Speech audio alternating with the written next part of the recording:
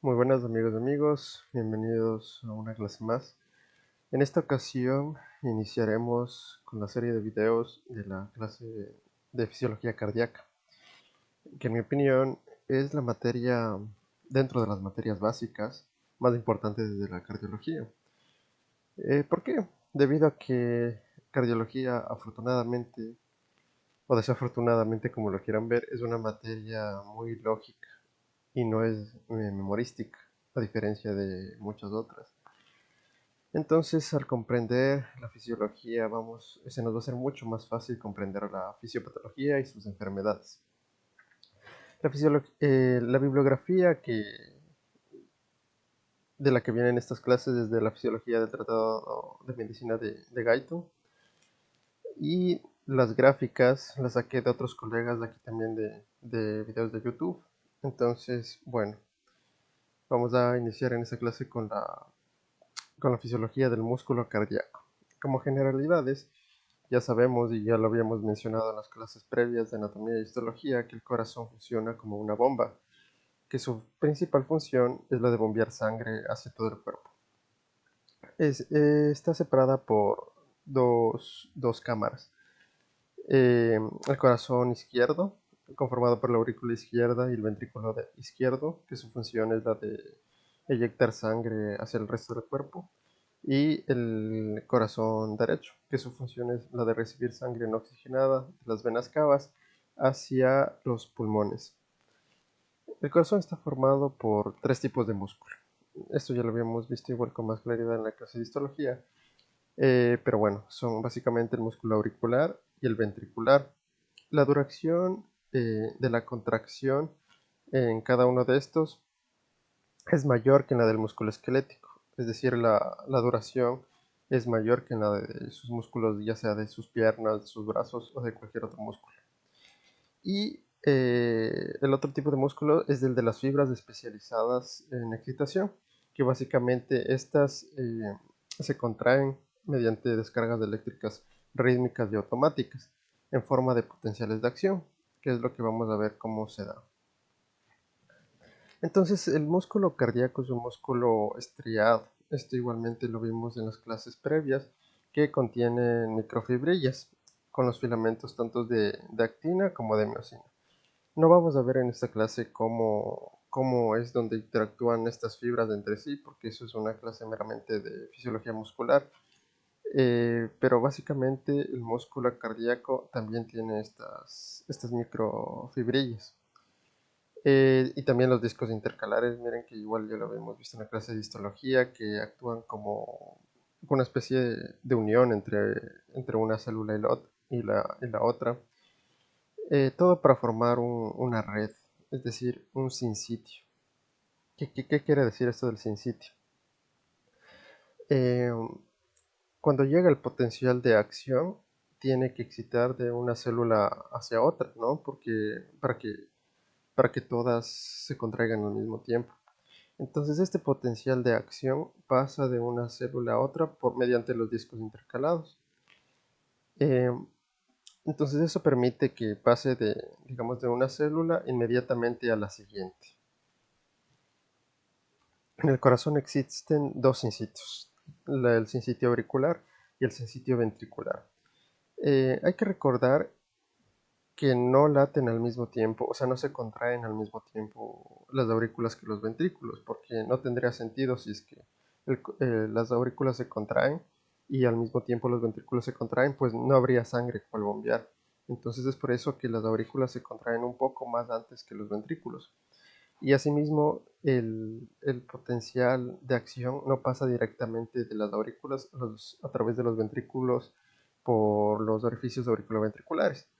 Recuerden que en anatomía habíamos visto cómo el corazón tiene anillos fibrosos y trígonos fibrosos, que, que si bien una de sus funciones era la de anclar las válvulas auriculoventriculares, también es la de actuar como un aislante eléctrico, es decir, para que no se propague directamente el potencial de acción desde aurículos a ventrículos, sino vaya directamente de lo que es del nódulo sinusal hasta el nódulo auriculoventricular.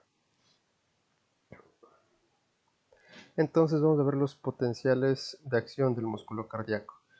Se divide en 4 fases. La fase 0 es la fase de despolarización. Cuando ustedes vean despolarización, siempre tienen que tomar en cuenta que hacer la carga positiva, o sea, eh, pasar de negativo a positivo.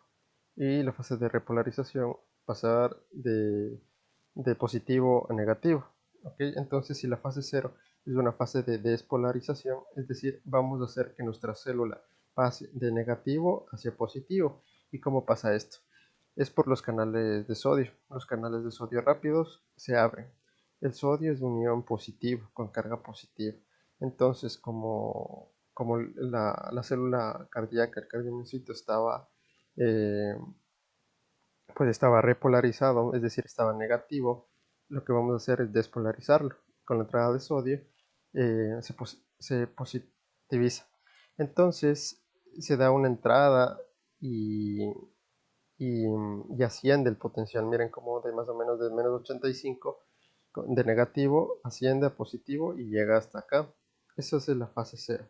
En la fase 1, la fase de repolarización inicial, es decir, la fase que hacemos la carga un poco más negativa de lo que está, los canales de sodio rápido se van a cerrar y deja de entrar más sodio. Por lo tanto, el potasio va a salir en poca cantidad. Recuerden que ahí la célula ya está con una carga positiva. En la fase 2, en la fase de meseta, los canales de calcio se empiezan a abrir. Aquí ya los canales de sodio igual ya bien están cerrados, como les mencioné anteriormente, y deja de salir potasio. O sea, deja de salir eh, más iones positivos y lo mantiene el calcio. Es decir, por eso se mantiene en una meseta, es continuo esto. En la fase 3, la fase de repolarización, como les había mencionado, es hacer la célula en carga negativa. Entonces ya deja de entrar sodio, deja de entrar calcio y empieza a salir el potasio. Entonces como empieza a salir potasio y potasio que tiene carga positiva, la célula se va a negativizar. Y nuevamente en la fase 4 es la fase de potencial de membrana de reposo, que como les había mencionado, bueno, esto varía en cuanto a libros. En el Gaitan dice de menos 90 milivoltios, en otros dice de menos 85, depende de donde ustedes lo lean. Pero bueno, nos vamos a quedar con menos 90 milivoltios. Y básicamente la fase 4 es la fase previa a un nuevo potencial de acción. Entonces, ¿cómo es la velocidad de conducción de estas señales en el músculo cardíaco? Como les había dicho, tenemos un sinsitio auricular y un sinsitio ventricular, en el cual tenemos que la velocidad es de 0,3 a 0,5 metros por segundo. ¿Ok? También es distinta la velocidad, sea estas las fibras nerviosas grandes o fibras musculares esqueléticas. Miren cómo en las fibras nerviosas grandes la velocidad es de 1 sobre 250 y en las fibras musculares esqueléticas de 1 sobre 10. Algo que es importante recalcar en cuanto a la fisiología del músculo cardíaco y algo que también nos servirá cuando veamos electrocardiograma y arritmias es el periodo refractario. ¿Qué es el periodo refractario? Si es que hablamos de periodo refractario absoluto, es aquel periodo en el cual un impulso normal, eh, un impulso cardíaco normal, es decir, un potencial de acción, no puede reexcitar a una zona que ya está excitada del músculo cardíaco, ¿ok? Porque, o sea, ya, para que no haya un latido extra. Este periodo refractario tiene una duración en los ventrículos de 0,25 a 0,30 segundos y en los aurículos de 0,15 segundos. Y es relativo, como dice su nombre, que es un periodo en donde es más difícil de lo normal excitar al músculo. Pero si es que la señal es tan intensa, sí lo puede hacer. Y la duración es de 0,05 segundos. Esto tiene una importancia en el periodo refractario. Recuerden que ocurre en la fase de meseta del potencial de acción, en, en la cual la célula se mantiene constante. Y, por ejemplo, nos sirve cuando entendemos lo que es las extrasístoles. Una extrasístole es algo eh, que veremos en el electrocardiograma, pero básicamente es un latido extra. Lo normal es, digamos, sístole, después diástole, sístole, diástole. Lo que pasa, lo que ocurre en una extrasístole es que en el periodo refractario relativo se da un nuevo potencial de acción que excita de nuevamente al, al músculo cardíaco, entonces se da un latido extra. Entonces ahora vamos a ver lo que es el acoplamiento, excitación, contracción. Esta imagen está en el Guyton, entonces nos explica cómo ocurre ese proceso de cual para que ocurra tanto la contracción y como relajación del músculo. Entonces vamos a verlo por partes para que sea más entendible. Básicamente este acoplamiento es el mecanismo en el cual el potencial de acción hace que las miofibrillas del músculo cardíaco se contraigan. Entonces vamos a ver lo que es la contracción primero. Aquí tenemos que está la fibra muscular especializada, es decir, los cardiomiocitos especializados, en el cual llega el potencial de acción y ocurre todo que les había mencionado anteriormente, con todas las fases 0 a la 4. Entonces tenemos que la célula está negativa, ¿ok? Entonces, aquí tenemos a los túbulos T. Recuerden que es una fibra muscular cualquiera, ya sea auricular o ventricular, en este caso del ventrículo. Lo que ocurre es que llega el potencial de acción y bueno, como les había dicho, la célula se positiviza, ya sea por las entradas de calcio y de sodio y todo lo que anteriormente les había mencionado. Este calcio entra al retículo sarcoplasmático que hay aquí en las fibras musculares cardíacas. Y a su vez, estos canales de liberación de calcio, también conocidos como canales de receptor de rionodina, va a liberar a su vez más calcio. Recuerden que en estos túbulos T ya hay una importante cantidad de calcio.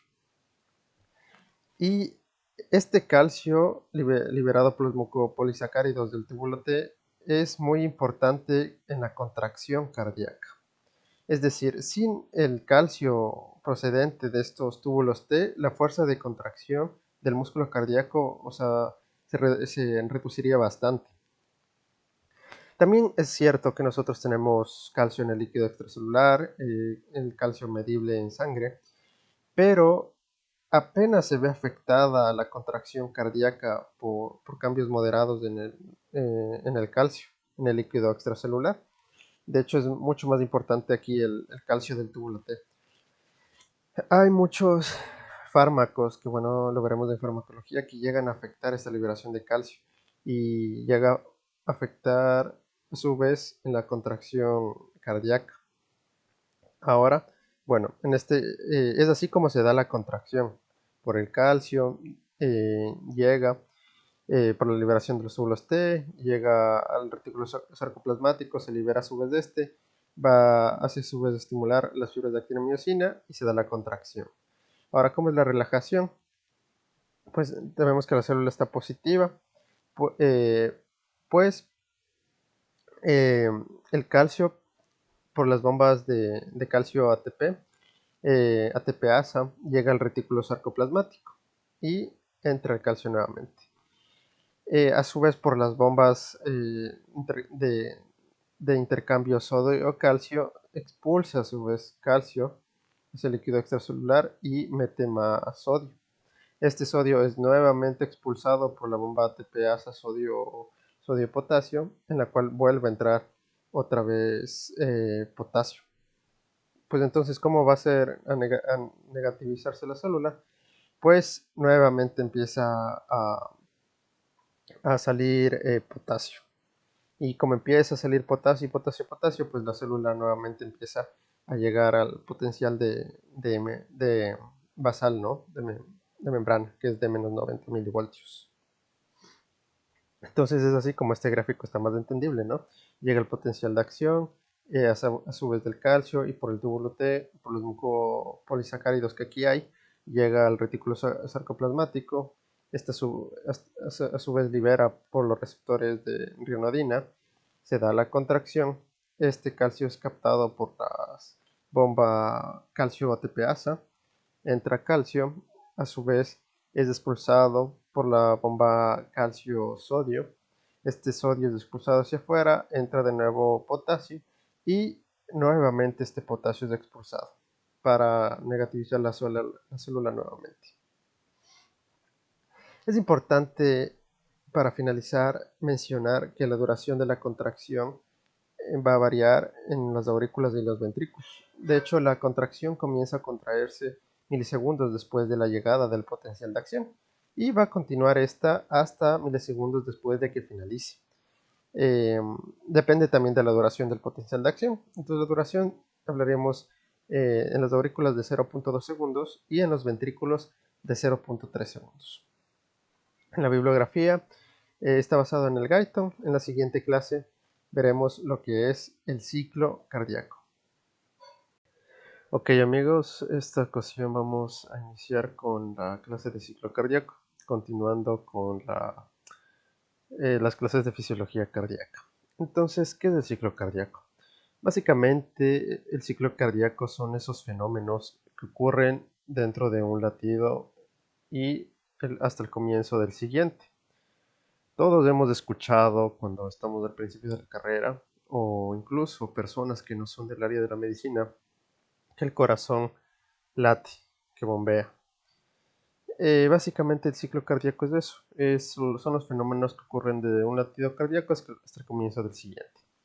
Este ciclo cardíaco es generado por el potencial de acción del nódulo sinoauricular, que ya lo habíamos mencionado en la clase previa, y ocurre un retraso de 0,1 segundos del paso de lo que son las aurículas a los ventrículos, porque recuerden que tenemos un sinsitio auricular y un sinsitio ventricular, pero no laten al mismo tiempo. De hecho, hay un retraso de 0,1 segundos de, de los ventrículos. El ciclo cardíaco está formado por lo que es la diástole y la sístole. La diástole es la relajación del corazón. Esta corresponde al 60% del ciclo cardíaco. Y la sístole es el periodo de contracción del corazón, donde se inyecta sangre. Este corresponde al 40% del ciclo cardíaco. Y se dice que el ciclo cardíaco, su duración es el valor inverso de la frecuencia cardíaca.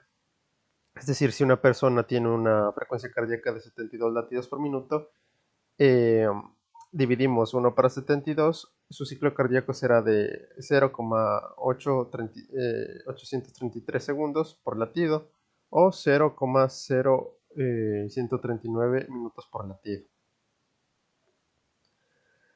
Hay ciertas variaciones que pueden dar el ciclo cardíaco. Una de esas es el aumento de la frecuencia cardíaca. Todas estas imágenes yo las voy a poner en la bibliografía al final. Las saqué de algunos colegas de aquí de YouTube. En la cual, bueno, tenemos aquí como es un ciclo cardíaco normalmente, una frecuencia cardíaca sinusal, en la cual tenemos que mayormente corresponde el ciclo cardíaco a la diástole, es decir, al periodo de relajación del corazón, del llenado del corazón. Y el 40% corresponde a la sístole. Pero ¿qué pasa cuando hay un aumento de la frecuencia cardíaca? Por ejemplo, en el ejercicio o sobre todo en las arritmias, el periodo de la diástole se va a cortar y el de la sístole también, pero el que más se acorta es el de la diástole. Llega al punto en el cual la sístole representa el 65% del ciclo cardíaco. Es por eso que en estados donde hay un aumento excesivo de la frecuencia cardíaca, el corazón no permanece relajado el tiempo suficiente como para permitir el llenado completo de la sangre antes de la siguiente contracción. Es decir, la relación se invierte. Lo normalmente es que la diástole sea mayor que la sístole y pasa al revés. La sístole mayor que la diástole. Ahora, ¿cuál es la relación del ciclo cardíaco con el electrocardiograma? Todo lo que es electrocardiograma, su interpretación normal y de las diferentes arritmias la veremos cuando veamos el electrocardiograma.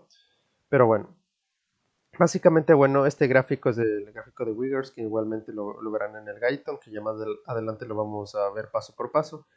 Pero la onda P del electrocardiograma, que es esta de aquí, es la despolarización de las aurículas, es decir, hacer positiva la célula. ¿Se acuerdan que eso ya habíamos visto en la clase previa? Que es la apertura de los canales de calcio, la célula pasa de su umbral de reposo, se positiviza y llegan todas las fases que ya habíamos visto previamente. Ahí el complejo QRS es la despolarización, pero ahora de los ventrículos. Y la onda T es cuando las fibras ventriculares se empiezan a relajar y es la repolarización ventricular, es decir, cuando ya se empieza a negativizarse de nuevo, para así otra vez a iniciar un nuevo ciclo cardíaco. ¿Cuáles son las funciones de las aurículas en el ciclo cardíaco? Las aurículas actúan como bombas de cebado, es decir, como eh, recámaras que funcionan de paso de lo que son las grandes arterias con los ventrículos. Es decir, la sangre fluye normalmente de las grandes venas, las venas cavas y de las venas pulmonares. Entonces llegan hacia las aurículas, tanto derecha como izquierda respectivamente. El 80% de toda esta sangre va a pasar por gravedad. ¿Qué quiere decir esto? Que la sangre va a fluir libremente. Pero el 20% restante se necesita una contracción, de la contracción auricular, o también en otros libros, dependiendo de donde lo lean, se va a conocer como patada auricular. Entonces es así que el corazón, inclusive sin esta función de la contracción auricular, puede seguir funcionando, debido a que el corazón tiene una capacidad de entre 300 y 400% más de sangre de la que necesita el cuerpo en reposo. Entonces imagínense cómo el corazón es capaz de adaptarse incluso sin esta función. Es aquí igual lo mismo. Esto igual lo saqué estas gráficas de otro canal de un colega de YouTube, que ya se los pongo en la bibliografía. Entonces miren como aquí el 80% pasa libremente a través de, de manera natural y el 20% pasa por la contracción auricular. Entonces, cuando lean en el Guyton, van a ver estas ondas A, C y B, juntamente en este gráfico de Wiggers. Entonces miren cómo estas son ondas de la aurícula, ¿no? Entonces la A básicamente representa la contracción auricular y vean cómo justamente se eleva un poco porque se aumenta su presión al momento que hay una contracción auricular. La onda C representa la contracción pero de los ventrículos y la onda B representa el final de la contracción ventricular. Ahora, ¿cómo funcionan los ventrículos en el ciclo cardíaco? Los ventrículos funcionan a su vez como que en varios estadios. Tenemos que actúan eh, como un llenado de sangre, es decir, como llenado de los ventrículos. Después el vaciamiento de estos mismos ventrículos, que dentro de este vaciamiento se divide en una contracción isovolumétrica y un periodo de eyección. Después viene el periodo de relajación isovolumétrica y también lo que es necesario saber en cuanto a los ventrículos son los volúmenes ventriculares, el volumen telediastólico, telesistólico y sistólico. Entonces vamos a ver paso por paso todo esto. Entonces, el llenado de los ventrículos, recuerden que al llenarse la sangre el corazón está relajado, es decir, estamos ya en la diástole. Los ventrículos se llenan de sangre durante la diástole. Entonces aquí se van a abrir las válvulas auriculoventriculares, es decir, la mitral y la tricúspide. Se divide a su vez igualmente por 3 fases o periodos. El primer periodo es el periodo de llenado rápido, en el cual pasa sangre de las aurículas de los ventrículos sin una contracción. Es lo que les había mencionado del 80%, ¿no? El segundo tercio, también llamado como periodo de diástasis, pasa una pequeña cantidad a los ventrículos de sangre que continuaba llegando a las aurículas. Entonces, tanto el primer periodo como el segundo periodo, es decir, de la diástasis, es del 80% de sangre. Y el último tercio es el de la contracción auricular, es decir, esa patada auricular que expulsa el resto de sangre que estaba acumulada en las aurículas para los ventrículos. Después viene la fase de contracción isovolumétrica. Recuerden, iso es igual y volumen, pues volumétrica pues de volumen, es decir, una contracción con el mismo volumen. ¿Qué quiere decir esto? Que hay una contracción de las fibras de los ventrículos, pero no se da un vaciamiento de sangre. O sea, se da un aumento de la tensión muscular, pero no hay un vaciamiento de la sangre. Y es decir, como estos ventrículos ya están llenos, ya la presión de los ventrículos aumenta. Este aumento de la presión hace que se cierren las válvulas auriculoventriculares, porque nosotros ya no queremos que sigan llegando sangre de las aurículas de los ventrículos. Entonces, en esta fase de contracción isovolumétrica ocurre el primer ruido cardíaco, que eso es bueno de importancia en semiología, pero es el primer ruido cardíaco ocurre por el cierre de las válvulas auriculoventriculares. O también cuando lean semiología, es el término común de loop, ¿ya? Porque es loop.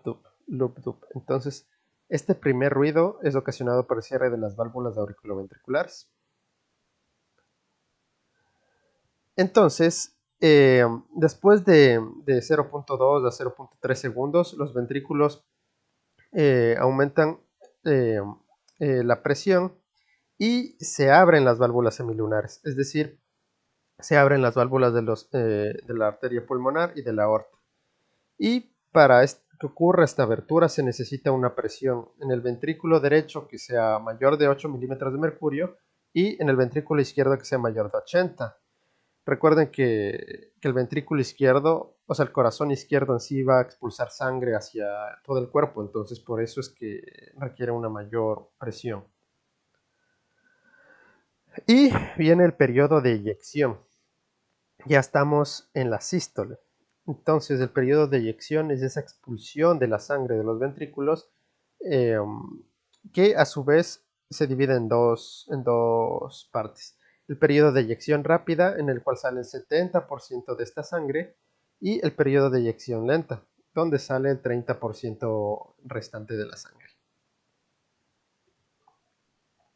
Ya, la siguiente parte es la relajación isovolumétrica.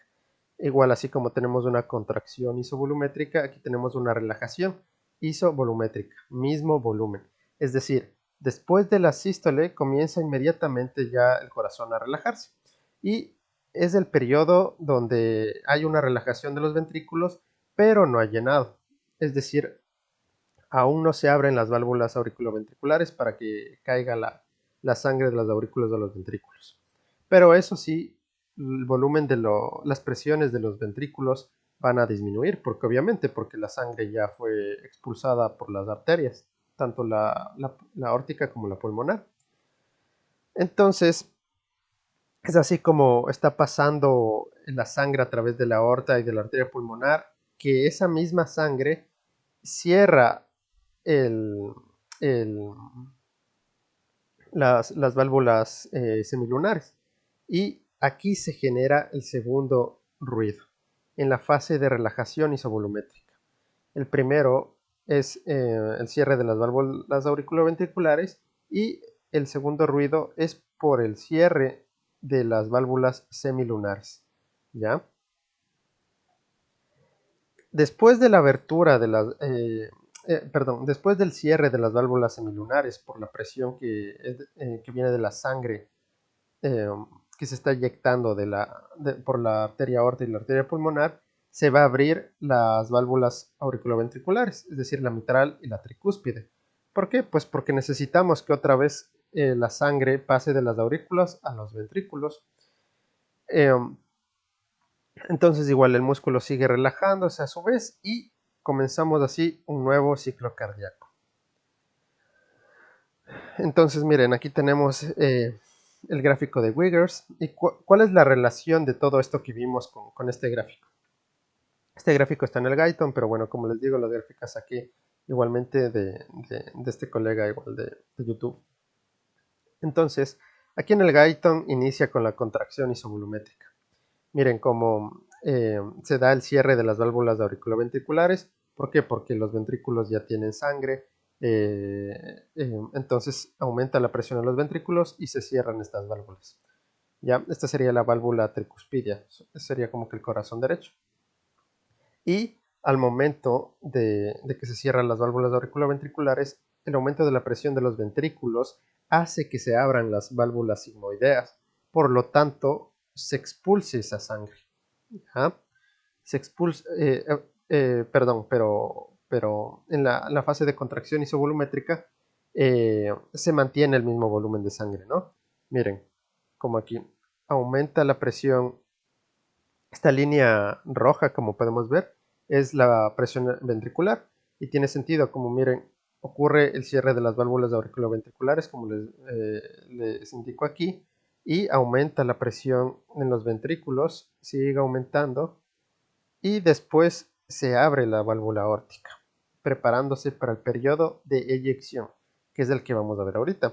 Entonces, en el periodo de eyección, pues ya está saliendo la sangre, como les había dicho, el 70% en la primera parte y después el 30%. Empieza a salir sangre y también aumenta la presión de los ventrículos, pero al momento que ya empieza a vaciarse los ventrículos, empieza a bajar, baja esta curva. Igualmente vean cómo, bueno, ya vamos a ver más adelante cómo es esta línea de la presión aórtica, pero va juntamente con la presión ventricular, porque esa misma sangre del ventrículo será expulsado a través de la arteria aórtica. Después viene la fase de relajación isovolumétrica, la fase en que se relajan los ventrículos, pero no hay un cambio en el volumen. Entonces se cierran las válvulas semilunares. Eh, ¿Por qué? Porque empieza a salir sangre, ¿no? A través de la arteria aórtica y la pulmonar, y esta presión cierra las válvulas para que no haya un reflujo. Entonces ahí se produce el segundo ruido cardíaco en la fase de relajación isovolumétrica. Y consecuentemente, eh, del cierre de las válvulas semilunares, después de unos 0.3 a 0.6 segundos, el músculo seguirá relajándose y se abrirán las válvulas mitral y tricúspide para nuevamente llenar el corazón. Miren, cierre de la válvula aórtica, consecuencia del segundo ruido de las dos semilunares, baja aún más la presión de los ventrículos y se abren nuevamente las válvulas auriculoventriculares. Y ahí tenemos la fase de llenado ventricular nuevamente, el 80% por la gravedad y el 20% por la contracción auricular. Miren cómo aquí está, miren, en el flujo de entrada rápido pertenece a esta parte. La diástasis, que es esa segunda parte que igual les mencioné, que cae la sangre que aún continúa fluyendo de las cavas de la aurícula. Aquí ya la presión ventricular obviamente ya disminuye porque aún se está llenando los ventrículos. Y en la sístole auricular, que es esa parte del llenado de los ventrículos, en la cual las aurículas se contraen para expulsar el resto de sangre. Aquí miren cómo aumenta ligeramente la presión de los ventrículos porque ya, bueno, ya se está ya llenando los ventrículos con sangre. Y inicia nuevamente el ciclo, como habíamos visto antes, con la fase de contracción isovolumétrica, eyección, relajación, y así inicia el corazón, el ciclo cardíaco. Ahora, vamos a ver lo que son los volúmenes telediastólico, telesistólico y sistólico. El volumen telediastólico, recuerden cuando ustedes vean estas palabras, tele significa final Igualmente cuando veamos semiología van a ver que hay soplos telesistólicos, telediastólicos, mesosistólicos, M de mitad, y protosistólicos y protodiastólicos, es decir, iniciales. Pero bueno, al momento, lo que quiero que me entiendan, esto en fisiología, es que el volumen telediastólico, es decir, el volumen que queda al final de la diástole, es de 110 a 120 mililitros de sangre. ¿Ok? Entonces, eh, la fracción de volumen expulsado es la fracción de eyección, que básicamente equivale a 0.6 o 60%. Eso, cuando veamos insuficiencia cardíaca, vemos que, bueno, nosotros valoramos si un corazón tiene insuficiencia cuando no es capaz de bombear sangre, es decir, es insuficiente. La función del corazón es bombear sangre. Es decir, en la insuficiencia cardíaca eh, generalmente va a tener menos de este porcentaje, ¿no? Es decir, menos del 60.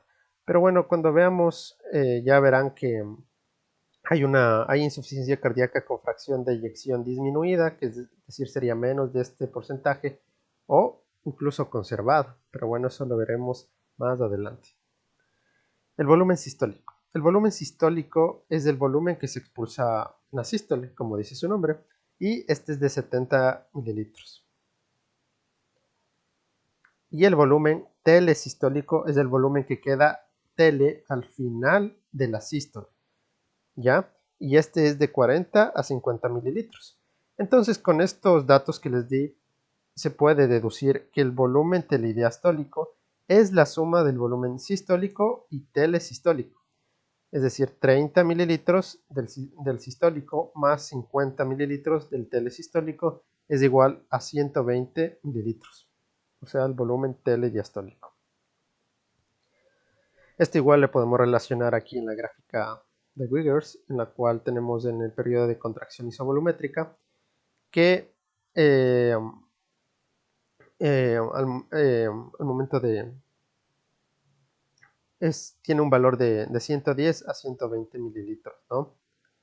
Periodo de contracción isovolumétrica, o sea, las fibras se están preparando para contraerse, pero el volumen se mantiene igual. Y tenemos el volumen sistólico, es decir, el volumen que se eyectará en la sístole, que es toda esta parte que podemos ver aquí, y es de 70 mililitros. Y después llega el volumen telesistólico, el volumen que queda al final de la sístole, y cae justamente en el periodo de relajación isovolumétrica, que será de 40 a 50 mililitros. Aquí tenemos un resumen de lo que es el ciclo cardíaco.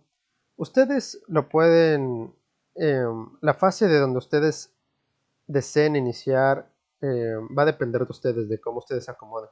Porque sea de donde ustedes quieran iniciar, al final como es un ciclo, van a ver lo mismo. Entonces, bueno, en mi caso es más fácil entender como yo les dije, ¿no? Que de, de que llega sangre a las aurículas, de que pasa el 80% por la gravedad y del 20% por la contracción auricular y así sucesivamente. Pero bueno, miren, por ejemplo, en este gráfico, aquí nos inician por la fase de llenado. Igualmente eh, llega por un llenado rápido y uno lento. Aquí ya las válvulas auriculoventriculares están abiertas porque está empezando a caer la sangre de las aurículas de los ventrículos. Después el periodo de sístole auricular que empuja eh, la sangre, las aurículas, la sangre restante de las aurículas de los ventrículos. Aquí continúan las válvulas auriculoventriculares abiertas y las sigmoideas, la aórtica y la pulmonar siguen cerradas. La fase de contracción isovolumétrica en la cual ya se empiezan a contraer las fibras de los ventrículos, pero se mantiene el mismo volumen. Aquí se da el primer ruido cardíaco, no se olviden, que es el cierre de las válvulas auriculoventriculares por el aumento de la presión de los dos ventrículos. Viene la fase de eyección, en donde siguen las válvulas auriculoventriculares cerradas, obviamente, para que no haya reflujo hacia las aurículas. Se abren las válvulas semilunares, ya, para que así pase la sangre hacia circulación sistémica y hacia los pulmones para su oxigenación. Y viene la fase de relajación isovolumétrica, en la cual el corazón se empieza a relajar, se cierran las válvulas sigmoideas por la presión que hay aquí en la aorta y en la arteria pulmonar, se cierran estas dos válvulas y se produce el segundo ruido. Y empieza otra vez el ciclo, fase de llenado, sístole y así, etc. Bueno, vamos a ver las curvas de presión aórtica. Básicamente aquí lo que quiero que entiendan es que las curvas de presión aórtica son esta línea entrecortada, ¿no? Y al momento que hay sístole, es decir, cuando ya el ventrículo izquierdo alcanza más de 80 milímetros de mercurio, se abre la válvula aórtica y empieza a expulsarse sangre. Pero cuando ya en el periodo como tal meramente de sístole, de eyección, se llega a alcanzar una presión de 120 milímetros de mercurio. Es por eso que nosotros normalmente cuando tomamos signos vitales a los pacientes decimos que una presión normal es de 120-80, ¿no? O en teoría menor de 120-80. Y al momento de la diástole, miren aquí ya en la relajación isovolumétrica, el aumento de la presión aórtica, por lo que aquí fluye sangre, hace que aquí se cierre la válvula aórtica en este caso representada y baje la presión ventricular para nuevamente continuar así eh, el periodo de sístole y de diástole. Ok, en esta gráfica igual tenemos solamente nos explica cómo al momento que ya se eyecta en la sístole el valor es máximo de 120, pero en la diástole, el momento que ya se está relajando los ventrículos, el valor más alto de la diástole de la arteria pulmonar es de 80 milímetros de mercurio. Por eso nosotros decimos que un valor normal de presión es de 120-80. Ya, ahora vamos lo que es el trabajo del corazón, la generación del trabajo. El trabajo sistólico del corazón es la cantidad de energía que el corazón convierte en trabajo durante cada latido cardíaco, mientras se bombea sangre hacia las grandes arterias. Y el trabajo minuto es la cantidad total de energía que se convertirá en trabajo en un minuto. Yo sé que esto es un poco difícil de entender, pero bueno, entonces vamos a verlo con este gráfico. Tenemos que el trabajo sistólico, es decir, el ciclo cardíaco, como aquí pueden ver, lo normalmente es que la diástole representa un poco más que la sístole, el trabajo sistólico es de esa cantidad de energía proveniente de la sístole que el corazón convierte en trabajo durante cada latido cardíaco, ¿ya? Es decir, durante cada ciclo cardíaco. Mientras se bombea sangre hacia las grandes arterias, es decir, hacia la aorta y hacia la arteria pulmonar. Mientras que el trabajo minuto es esa cantidad de energía que se convierte en trabajo en un minuto. Es decir, trabajo minuto es igual al trabajo sistólico, es decir, a todo esto por la frecuencia cardíaca en un minuto. El trabajo del corazón se lo puede usar de dos formas. Uno, como trabajo volumen presión o trabajo externo, que esto sirve básicamente para mover la sangre desde las venas de baja presión hacia las arterias de alta presión. Y dos, la energía cinética del flujo sanguíneo, en la cual sirve para acelerar la sangre hasta su velocidad de eyección a través de las válvulas tanto aórtica como la pulmonar. Ya, este gráfico lo van a ver ahí en el Guyton, es el gráfico del bombeo ventricular, en el cual, bueno, básicamente lo que quiero que se entienda es que encima de 120 mililitros eh, la presión diastólica aumenta rápidamente, ¿ya? Miren cómo aumenta rápidamente, porque el tejido fibroso de los ventrículos ya no puede distenderse más. La presión sistólica alcanza de hecho su máximo en el volumen ventricular entre 120 a 170 mililitros y de hecho después ya empieza a disminuir porque las fibras musculares ya la contracción es menos óptima. Entonces, igualmente podemos decir que la presión sistólica máxima del ventrículo izquierdo normal es de 250 a 300 milímetros de mercurio y para el ventrículo derecho de 60 a 80 milímetros de mercurio. Para todo esto que les estoy mencionando se necesita de energía, de hecho una energía química. ¿De dónde proviene esta energía química del corazón? El 70-90% viene del metabolismo de los ácidos grasos y de un 10 a un 30% pues de otros nutrientes, ya sea la glucosa o el lactato. ¿Qué es la energía potencial? La energía potencial es ese trabajo adicional que podría realizarse por contracción de los ventrículos si estos ventrículos debieran vaciarse por completo. Ya, recuerden que el consumo de oxígeno del corazón va a ser proporcional a ciertos factores. Uno de esos es el aumento de la tensión que se produce en el músculo cardíaco durante la contracción. Eso multiplicado por la duración del tiempo durante la cual persiste la contracción. Es decir, si aumenta el índice de tensión tiempo, aumentará el consumo del oxígeno del miocardio. Esto es fisiológicamente normal, o sea, es normal en la sístole, ¿no? Porque ahí hay una contracción, es decir, necesita igual oxígeno, eso es normal. Patológico, por ejemplo, en una estenosis. Cuando veamos valvulopatías, vamos a ver cómo, bueno, una estenosis, les adelanto, es cuando una válvula no puede abrirse por completo, es decir, está cerrada, está estenosada, ya, eso es patológico. Y también tenemos que la tensión que se produce en el músculo cardíaco durante la contracción por el aumento del diámetro del ventrículo, aumentará igualmente el consumo del oxígeno del miocardio. Y esto, bueno, es patológico siempre, por ejemplo, en la miocardiopatía dilatada. Miren cómo el 70-90% del metabolismo de los ácidos grasos se va a convertir en calor y del 10% que les había mencionado proviene del lactato y la glucosa, igual se convierte en trabajo. Básicamente un corazón normal, la eficiencia máxima del corazón es de 20 a 25%, pero en un paciente con insuficiencia cardíaca baja de 5 al 10%. Ya, aquí también tenemos este gráfico que también lo verán en el Guyton, que es el diagrama volumen-presión durante el ciclo cardíaco. Si lo vemos por fases, van a ver que es lo mismo que habíamos visto previamente. En la cual, bueno, la fase 1 es la fase de llenado, periodo de llenado, en el cual comienza con un volumen de 50 mililitros, que es el volumen que les había mencionado, L sistólico, es decir, el volumen que queda al final de una sístole. Este va a aumentar hasta 120 mililitros, que es el volumen telediastólico, que queda al final de la diástole.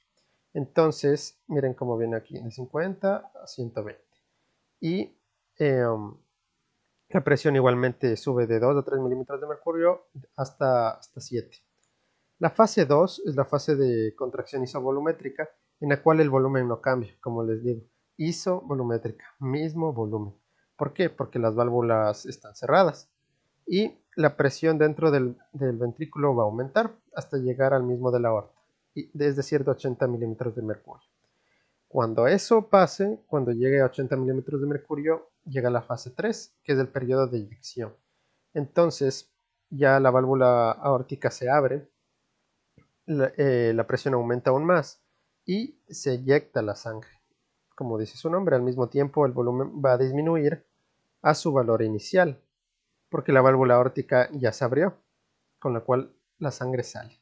Y llega a la última fase, que es la fase 4, que es el periodo de relajación isovolumétrica, en la cual se va a cerrar la válvula aórtica y empieza a bajar la presión ventricular. Y nuevamente inicia el ciclo. Listo, amigos. Entonces, como bibliografía, usé el libro de Guyton y las gráficas lo saqué, como les mencioné, de sus colegas de YouTube. En la siguiente clase vamos a ver lo que es la precarga y la poscarga y la función de las válvulas en el ciclo cardíaco. Vemos lo que es la precarga y la poscarga del ciclo cardíaco respectivamente y a su vez la función de las válvulas cardíacas. Esta parte la veremos rápidamente debido a que es un tema algo más sencillo que lo que vimos antes. La precarga y la poscarga tienen su importancia debido a que en funciones o en estados anormales del corazón se encuentran alteradas con respecto a su situación normal. Esto sobre todo lo veremos cuando hagamos la clase de insuficiencia cardíaca, en la cual hay algunos tipos y se llega a afectar respectivamente la precarga y la poscarga. Entonces, ¿qué es la precarga? La precarga es la presión telediastólica cuando el ventrículo se ha llenado. En otras palabras, la precarga es ese término que se le da a la presión que desciende al ventrículo del corazón al final del llenado pasivo y de la contracción auricular. Es decir, en el periodo de contracción isovolumétrica que ya habíamos mencionado en todas las fases del ciclo cardíaco, es ese periodo de isovolumen, o sea, mismo volumen, en la cual las fibras ventriculares empiezan a distenderse, pero aún sin la expulsión de sangre. Entonces la precarga es eso, es esa presión que llega a distender al ventrículo del corazón.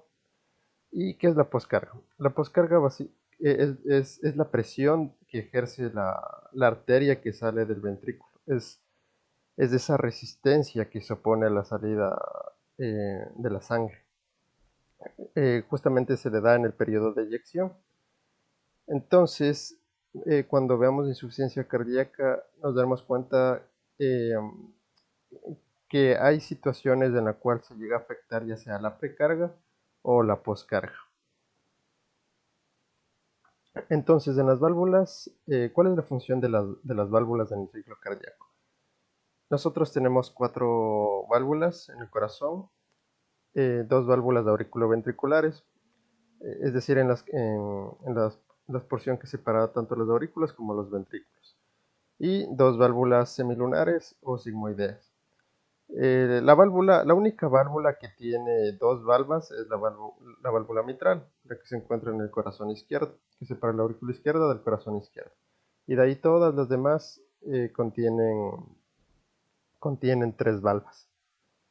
Al momento que existe una valvulopatía, es decir, estenosis de insuficiencia, se pueden dar procedimientos ligeramente invasivos donde se colocan válvulas ya sean mecánicas, como esta que está aquí, que no son, o sea, son válvulas con un tejido metálico en la cual, bueno, aquí al momento de elegir entre una válvula y otra, eso dependerá de muchas cosas, ya sea si el paciente tenía alguna patología previa, es decir, como que sangrados, cáncer, la edad del paciente, el, la, la expectativa de vida también, pero bueno, eso lo veremos cuando veamos valvulopatías.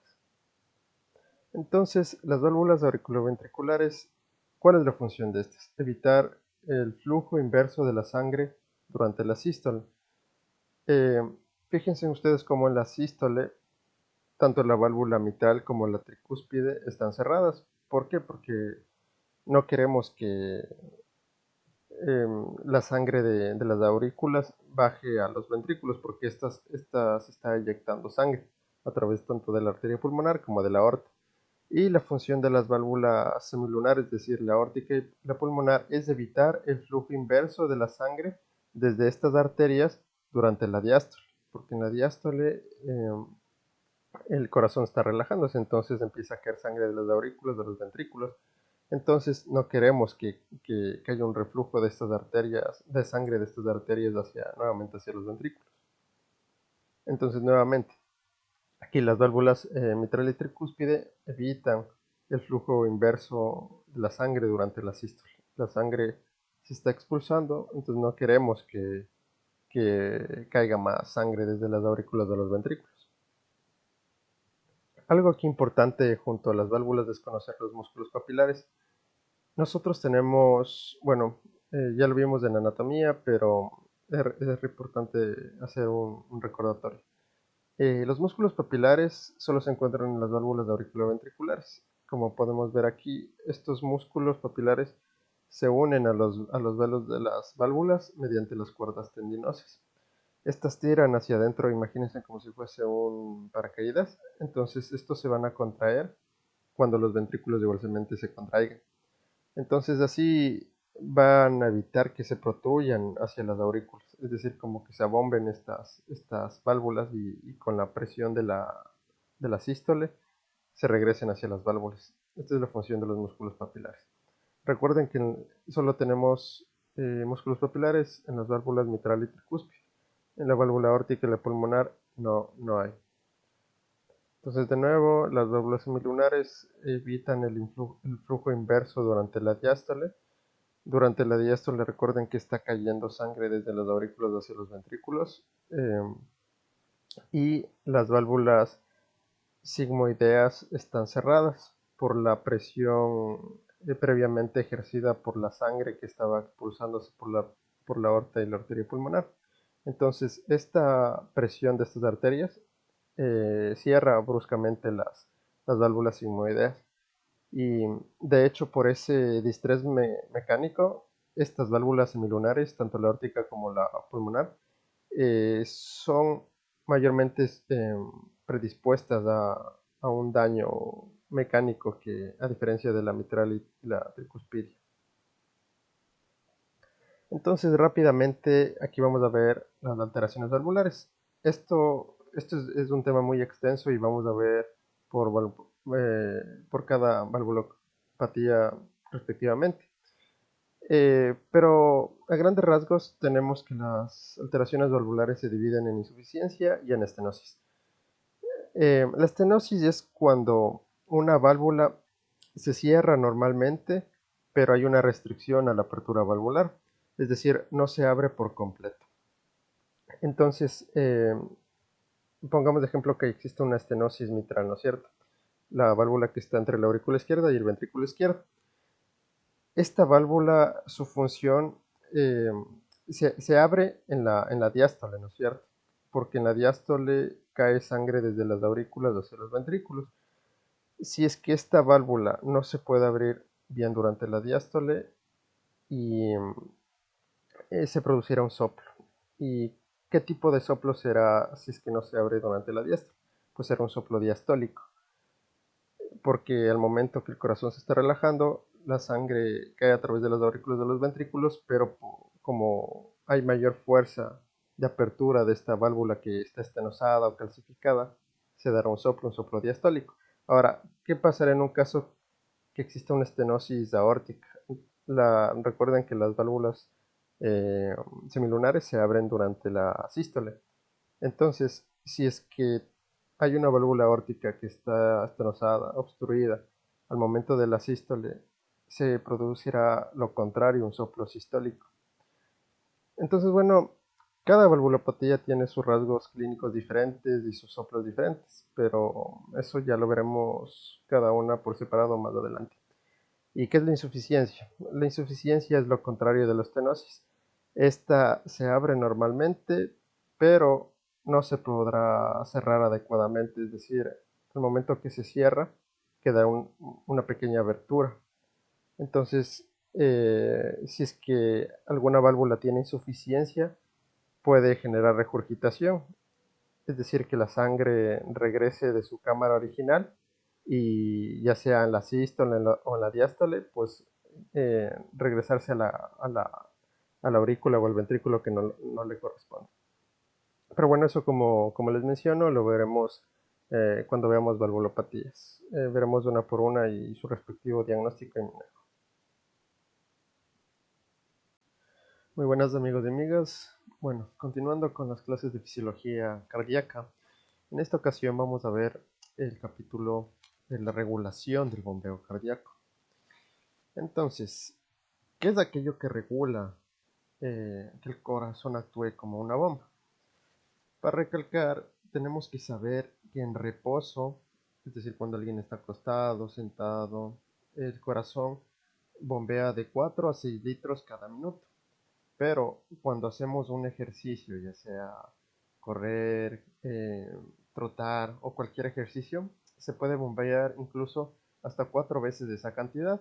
¿Por qué? Porque los músculos y los órganos necesitan adaptarse a mayor demanda. Entonces el corazón va a bombear más sangre para que llegue así más oxígeno a dichos tejidos y órganos.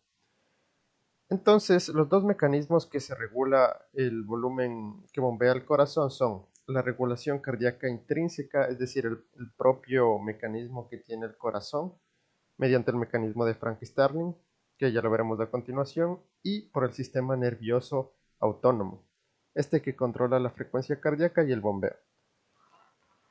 Entonces, ¿qué es el mecanismo de Frank-Starling? Esta es la capacidad intrínseca, es decir, la capacidad propia del corazón que tiene de adaptarse a volúmenes crecientes del flujo sanguíneo. La cantidad de sangre que bombea el corazón cada minuto será determinada por la velocidad del flujo sanguíneo hacia el corazón desde las venas. Pero si es que lo queremos decir en términos más sencillos, el mecanismo de Frank-Starling es: mientras más se distienda el músculo cardíaco durante el llenado, es decir, durante la diástole, mayor será la fuerza de contracción y de sangre que éste eyectará. Por ejemplo, aquí digamos, si es que se distiende el músculo cardíaco con 50 mililitros, pues expulsará 50 mililitros. Pero si es que aquí llega más, digamos, en un aumento de necesidades metabólicas, ya sea por ejemplo en el ejercicio, aumenta a 200, pues expulsará 200. Eso es lo que nos dice el mecanismo de Frank-Starling. Cuando el músculo se distiende, estos filamentos de actina y miosina se quedan desplazados hacia un grado más óptimo de superposición y así generarán mayor fuerza. Esto es característico de todo el músculo estriado. Entonces imagínense ustedes como si fuese esto un resorte. Cuando ustedes están estirando este resorte, mientras más lo estiren, más fuerte será la contracción. Entonces es algo así estos mecanismos. ¿Cómo se colocan los filamentos de miosina junto a actina y lo que actúa el calcio? Eso no lo veremos aquí porque eso es una clase propiamente de fisiología muscular. Entonces, tenemos que igual recordar que la distensión de la pared de la aurícula derecha va a aumentar la frecuencia cardíaca incluso hasta un 20% más. Ok, y ahora veamos las curvas de función ventricular. Estas básicamente nos explican el mecanismo de Frank-Starling de una forma más gráfica. La que esta eh, nos trata de explicar es que a medida que los ventrículos se van llenando a medida que los ventrículos se llenan, en respuesta a una presión auricular mayor, se va a producir un aumento del volumen de los dos ventrículos, tanto derecho como de izquierdo, y aumento de la fuerza de la contracción. Porque si es que, recuerden, el mecanismo de Frank-Starling dice, a mayor sangre llegue al corazón, eh, mayor será la sangre eyectada. Ahora, el control por el sistema nervioso autónomo, básicamente se divide el sistema nervioso autónomo en simpático y el sistema nervioso autónomo parasimpático. El sistema nervioso simpático, su función es la de aumentar la frecuencia cardíaca.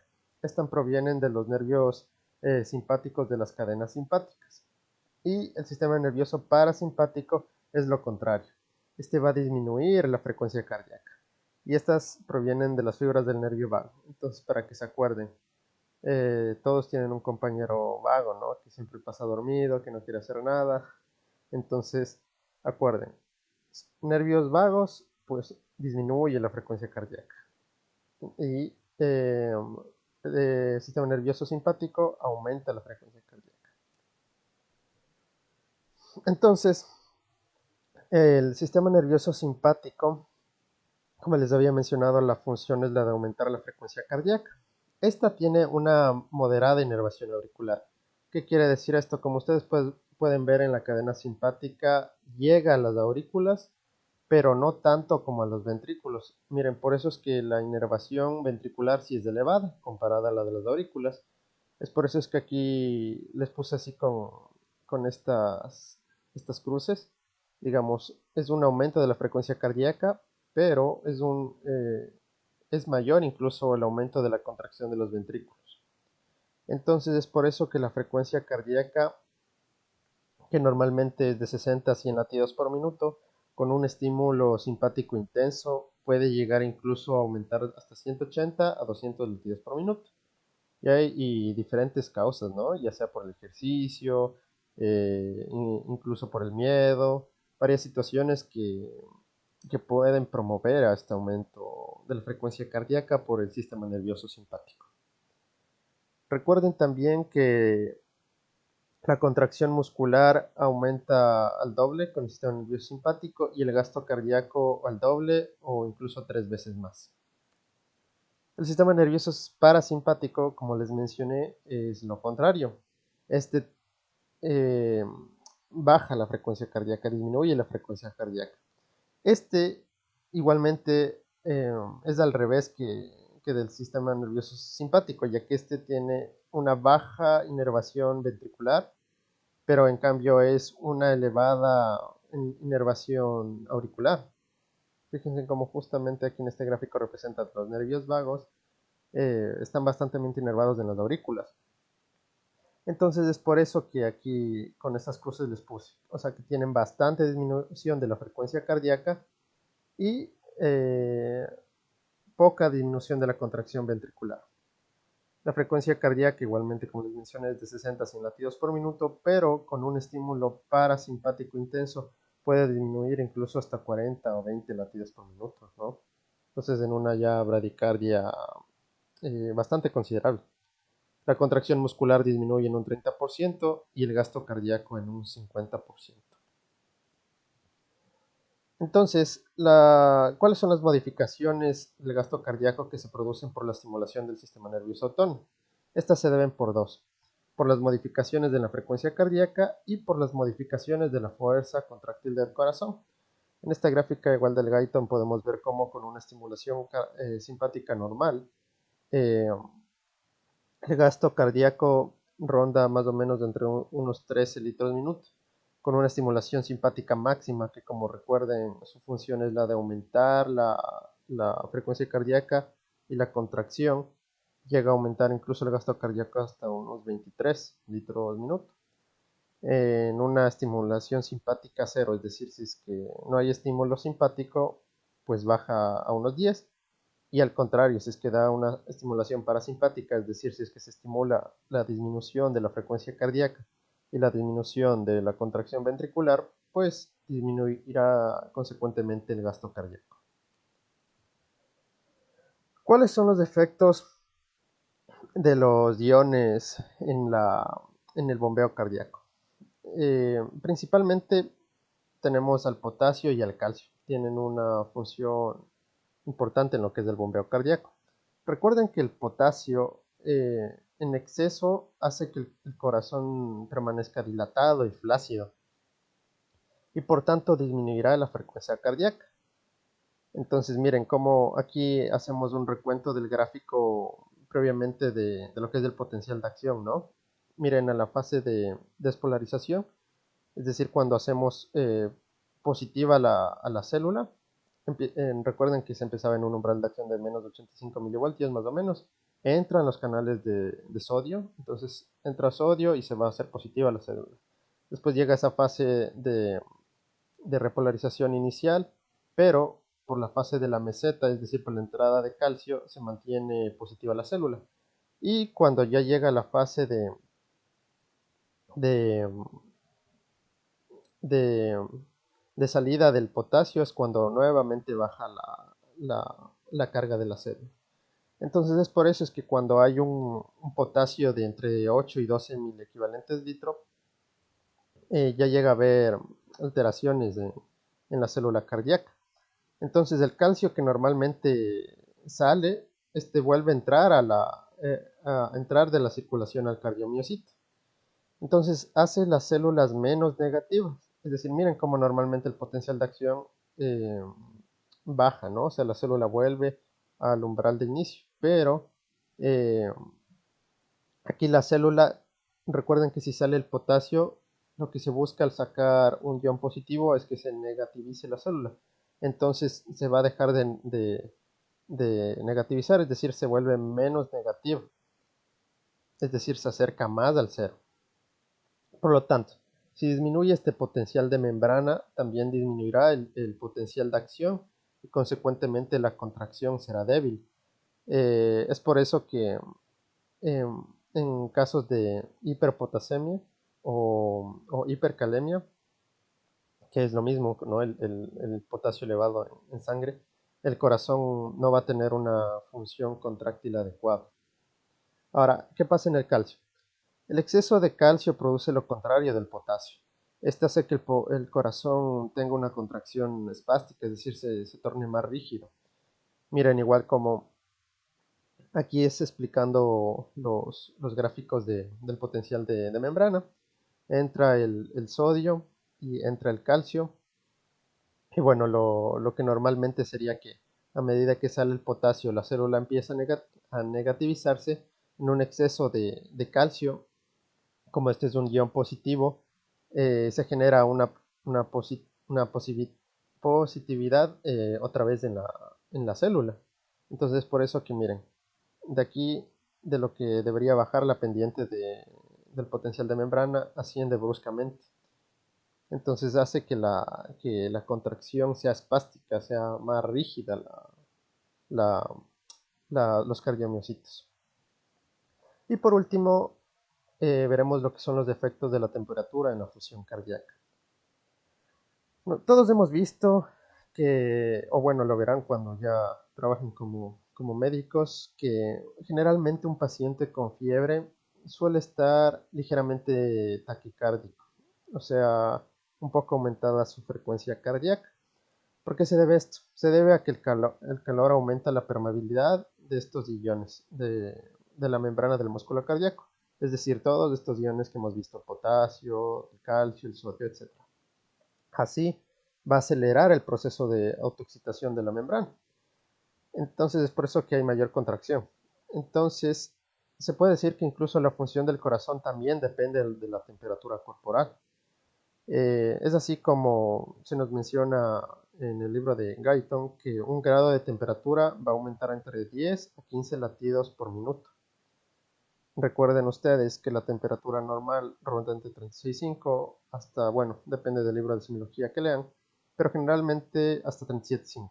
Ya de 37,5 eh, a 38, pues se lo considera como muchos lo dicen una febrícula, y ya todo lo que es mayor de 38 ya es una fiebre.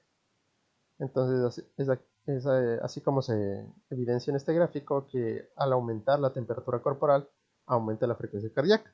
Y lo contrario, en estados de hipotermia, imagínense a alguien en una nevada, en una montaña, generalmente son pacientes o personas que tienen baja frecuencia cardíaca. Y listo, amigos, eso vimos en la clase de hoy. En la siguiente clase veremos lo que es la excitación rítmica del corazón. Muy buenas, amigas y amigos.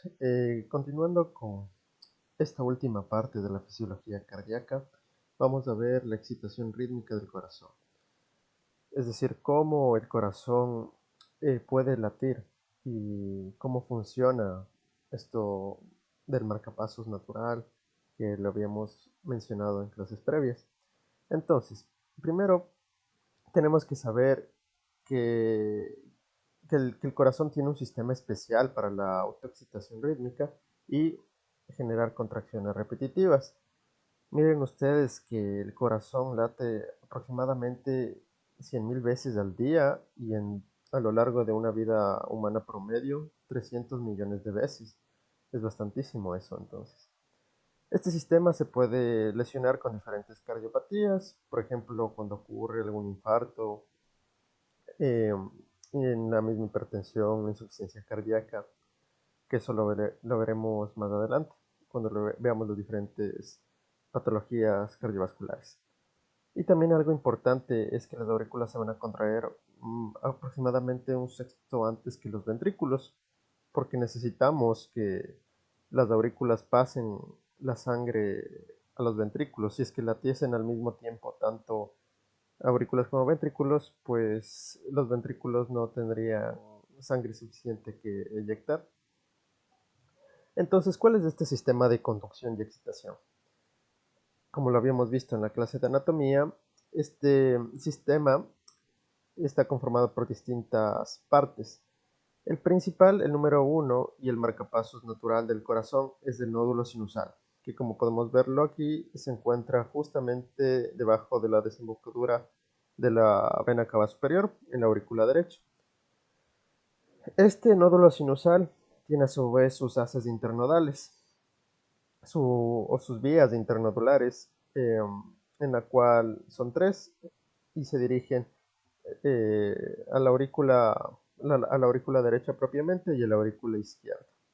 Después tenemos el nódulo auriculoventricular, que es ese punto de comunicación de la transmisión del impulso eléctrico de las aurículas de los ventrículos. De ahí tenemos el haz auriculoventricular, o también conocido como haz de His, la rama izquierda del haz auriculoventricular, la rama derecha y después las fibras de Purkinje. Entonces vamos a verlas uno a uno.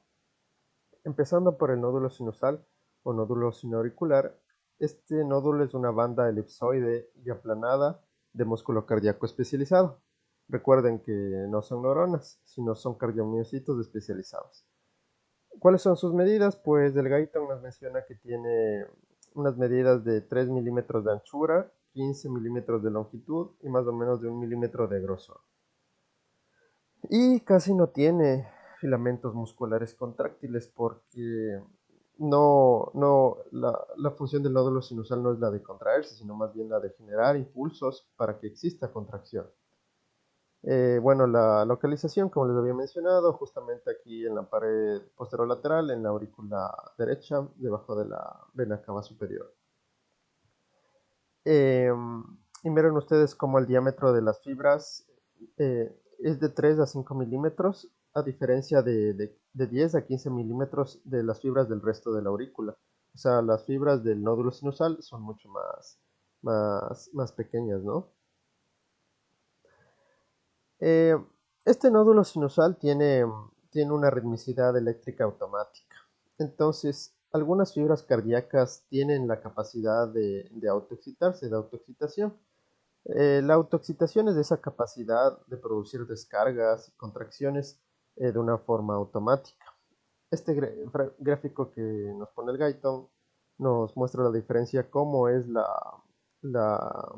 el umbral potencial de acción de lo que es el músculo ventricular, que es el que habíamos visto previamente en las fases de que entra el sodio, después con la salida por la entrada de calcio y salida de potasio. Entonces esta parte en color verde nos indica cómo es el potencial de acción en el ventrículo. Miren cómo es la diferencia de la fibra del nódulo sinusal, que lo vamos a ver a continuación. Entonces, eh, ¿cómo es el mecanismo de ritmicidad del nódulo sinusal?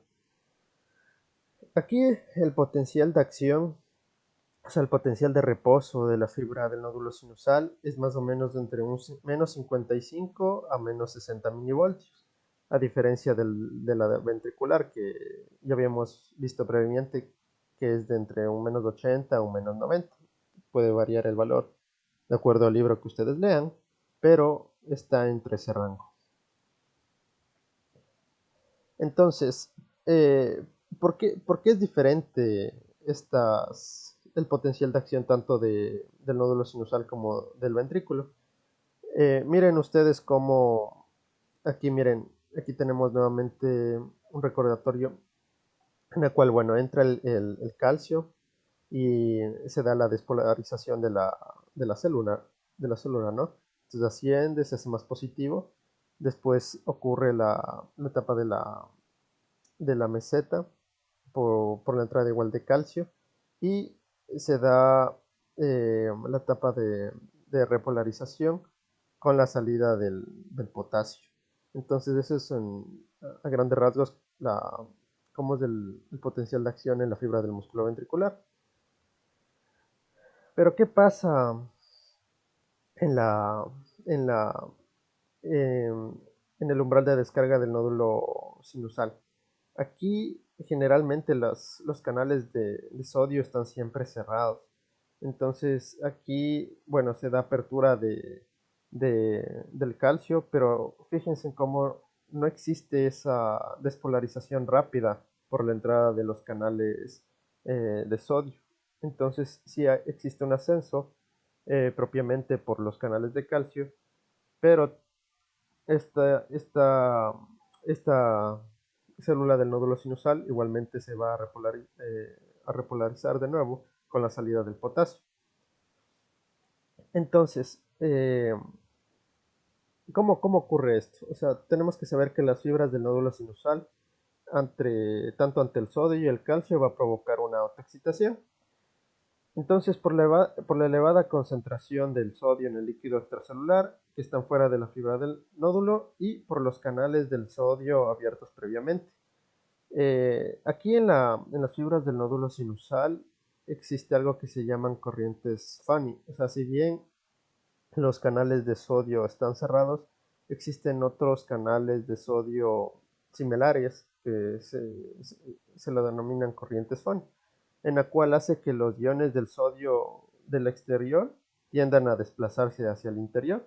Entonces, este sodio es el que igual el que genera esta despolarización inicial, pero no es suficiente. Recuerden que no es como si se abriesen los canales de sodio rápido. Entonces se da la despolarización y el resto es consiguiente por el calcio, que también es un ion de carga positiva. Entonces la célula se va a despolarizar aún más. Recuerden, despolarización, hacer la célula positiva. Entonces el Guyton nos pone una pregunta interesante. Menciona, ¿por qué esta permeabilidad del sodio y el calcio no hace que las fibras del nódulo sinusal estén siempre despolarizadas? O sea, ¿por qué no están siempre positivos? Entonces, hay dos fenómenos que van a evitar que suceda esto, o sea, que la célula siempre esté positiva. Uno es por los canales de calcio tipo L, o sea, canales calcio lentos, que estos se van a inactivar después de su apertura, alrededor de 100 a 150 milisegundos. Y el segundo fenómeno que evita esto es que al mismo tiempo que se abrirán muchísimos canales de potasio, o sea, al mismo tiempo que igual entra eh, sodio por las corrientes Fanny o el, el calcio que entraba previamente, bueno, este se cerrará y a medida que entra igual calcio, se abrirán muchos canales de potasio. Entonces recuerden que el potasio ser igual a un ion de carga positiva, como sale bastante, va a repolarizar la célula nuevamente. Entonces, ¿por qué el estado de hiperpolarización no se mantiene para siempre? O sea, ¿por qué la célula en cambio ya no se queda siempre negativa? Pues porque el sodio y el calcio van a influir nuevamente hacia su interior, o sea, compensando la salida del potasio. Entonces, así continúa esto de por vida. Si bien entra calcio por las corrientes, perdón, entra sodio por las corrientes Fanny, después entra el calcio por los canales de calcio, después se cierra de unos 100 a 150 milisegundos los canales de calcio lentos y a su vez se abren los canales de potasio para su salida. Entonces esto continúa así el ciclo de las fibras del nódulo sinusal. Fíjense cómo es diferente de las fibras del músculo ventricular. Entonces el potencial de reposo en la fibra del nódulo sinusal es de menos de 155, menos 60 milivoltios, a diferencia de las del ventrículo, que generalmente ronda los menos 90, menos 95 milivoltios. Entonces las vías internodulares e interauriculares van a transmitir los impulsos a través de las aurículas. Los impulsos van a viajar más rápido por las vías internodulares que por las fibras musculares auriculares. ¿Por qué? Debido a que estas fibras son similares a las fibras de Purkinje. Miren aquí cómo tenemos el nódulo sinusal y con sus diferentes vías internodulares. La vía internodular anterior, la media y la posterior. Recuerden como cada una de estas tenía un nombre en específico. La auricular, que es la más reconocida, que es la que va a la aurícula izquierda, es la conocida como haz de Bachmann. Entonces, miren aquí como se evidencia como del nódulo sinusal. eh, por ejemplo, en la vía internodular anterior, en el haz de Bachmann, el potencial de acción eh, viaja a través de 1 metro por segundo. Entonces, miren como aquí en las fibras musculares auriculares viaja a una velocidad de 0.3 metros por segundo. Entonces se nota la diferencia de la velocidad de transmisión, viajando más rápido por las vías internodulares que por las propias musculares. Entonces, una vez visto lo que es el nódulo sinusal, vamos a ver el nódulo auriculoventricular. El nódulo auriculoventricular se encuentra en la pared posterolateral de la aurícula derecha. La función de este nódulo auriculoventricular es la de retrasar la conducción del impulso que llega desde las aurículas hacia los ventrículos. ¿Por qué? Porque ya les había mencionado que debe transmitirse siempre antes el impulso de las aurículas a los ventrículos. Tienen que contraerse antes las aurículas para que así los ventrículos se llenen de sangre.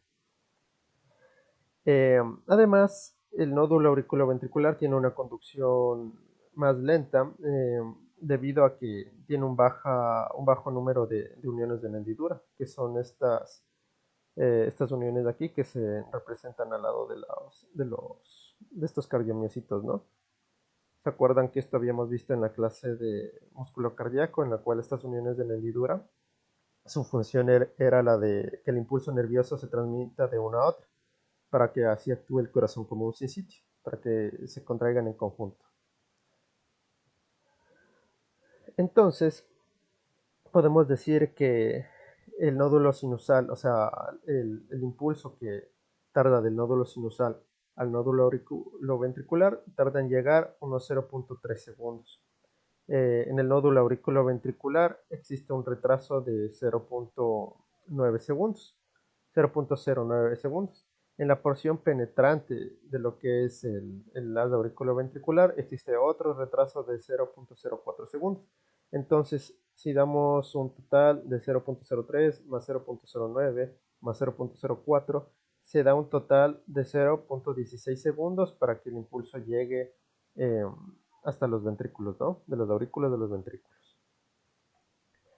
Recuerden ustedes que habíamos mencionado en la clase de anatomía que el haz auriculoventricular, todo lo que es el anillo fibroso, el trígono fibroso, una de sus funciones es de funcionar como un aislante eléctrico.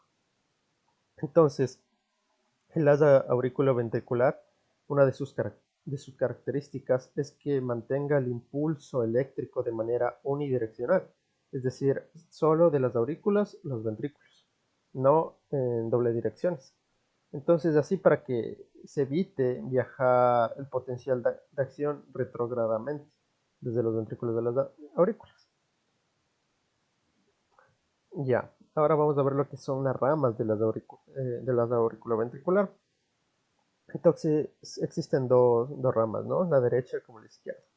Estas van desde la porción distal del haz auriculoventricular y se dirigen hacia abajo a lo largo de unos 5 a 15 milímetros. Y el impulso tarda eh, alrededor de 0.03 segundos hasta llegar a lo que son las fibras de Purkinje. ¿Qué son las fibras de Purkinje o el sistema de Purkinje? Básicamente, el sistema de Purkinje tiene unas diferentes características del nódulo sinusal. Estas son fibras grandes donde la transmisión es mucho más rápida que en el resto del sistema rítmico del corazón. ¿Por qué? Porque aquí ya hay un aumento de las uniones de hendidura. ¿Se acuerdan que en el nódulo auriculoventricular les dije que hay una disminución de las uniones de hendidura? Pues aquí es al revés. Aquí sí hay bastantes de esas uniones de hendidura de los discos intercalados. Entonces, por tanto, la velocidad va a aumentar. Aquí ya es de 1.5 a 4 metros por segundo. Por lo cual el impulso cardíaco que llega al sistema de Purkinje se va a propagar muy rápidamente a la masa de los ventrículos. Entonces, la transmisión del impulso cardíaco en el músculo ventricular, ¿cómo será?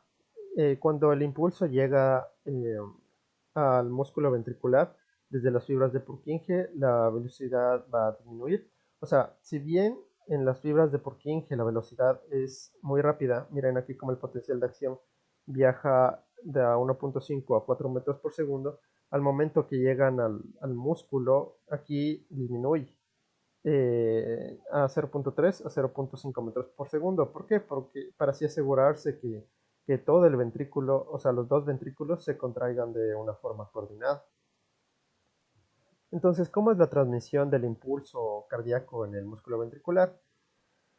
Recuerden que el músculo cardíaco es como una espiral, ¿no? O sea, el impulso nervioso no va a pasar directamente en una zona recta, para que me entiendan. Debido a esta estructura en espiral del músculo cardíaco, la transmisión, de hecho, desde la superficie endocárdica a la epicárdica necesita de otros 0.03 segundos. Entonces miren aquí cómo llega el potencial de acción y el potencial de acción llega primero a las fibras endocárdicas es decir, desde adentro hacia afuera, desde el endocardio hacia las fibras epicárdicas. Y miren aquí como en esta misma foto del Guyton eh, nos muestra cómo las fibras endocárdicas son diferentes a las epicárdicas, como si fuesen una espiral. Entonces, en resumen, vamos a tener que del nódulo sinusal al nódulo auriculoventricular, el tiempo que tarda en llegar al potencial de acción es de 0.03 segundos. Desde en el nódulo auriculoventricular existe un retraso de 0.9 segundos. Después en el, en el haz auriculoventricular existe un retraso de 0.04 segundos. Del haz auriculoventricular a las fibras de Purkinje, 0.03 segundos. De las fibras de Purkinje endocárdicas, porque va desde adentro hacia afuera, hacia las fibras de Purkinje epicárdicas, otros 0.03 segundos. Entonces, el total desde el nódulo sinusal al músculo ventricular, el potencial de acción tarda en llegar 0.20 a 0.22 segundos. Esto los pueden tomar en alguna prueba, entonces sí es importante que lo sepan, sobre todo el total, ¿no? Entonces, ¿cómo es el control de la excitación y la conducción en el corazón?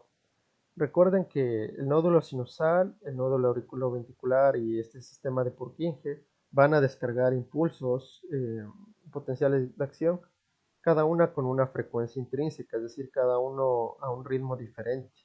Pero entonces, ¿por qué el nódulo sinusal es el que controla la ritmicidad? ¿Por qué nosotros cuando leemos un electrocardiograma decimos, tiene un ritmo sinusal? Esto es básicamente porque el nódulo sinusal es el que genera una frecuencia de descarga más rápida. Es decir, genera una frecuencia más rápida que el nódulo auriculoventricular y que el sistema de Purkinje. Podemos decir que es como que el más rápido, el que les gana a todos. Entonces, esta descarga del nódulo sinusal lo hará antes que todas las demás y lo hace antes que las demás alcancen su umbral de autoexcitación. Por eso decimos que el nódulo sinusal es el marcapasos normal fisiológico del corazón. Recuerden ustedes, si es que falla el nódulo sinusal, el nódulo auriculoventricular lo puede reemplazar y bueno, ya ahí ya diríamos que un paciente está bradicárdico con la frecuencia cardíaca baja.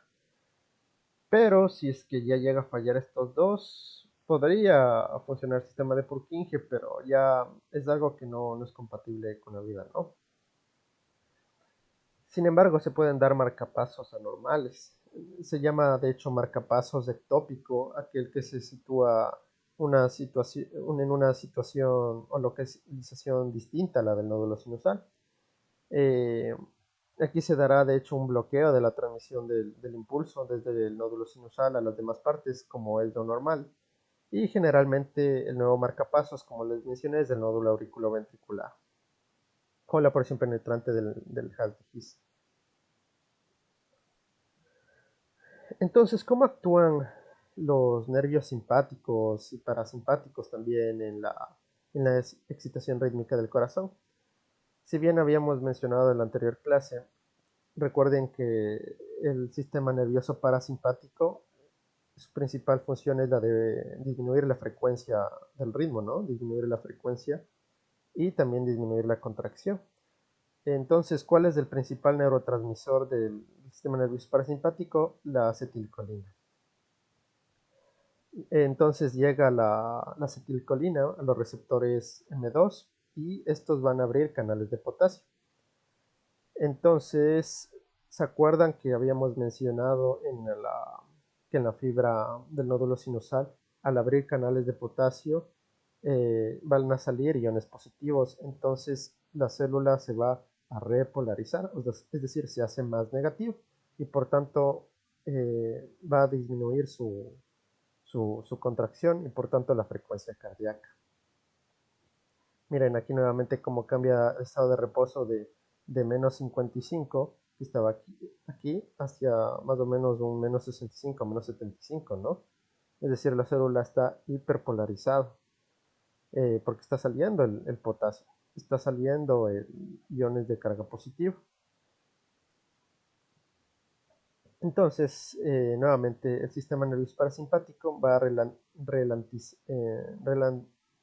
relantiliza el ritmo y la conducción cardíaca. Miren cómo cuando hay un estímulo parasimpático débil o moderado, la frecuencia cardíaca llega a mitad de lo normal, es decir, disminuye la frecuencia cardíaca. Pero ¿qué pasa cuando existe un estímulo parasimpático intenso, sobre todo con ciertos fármacos?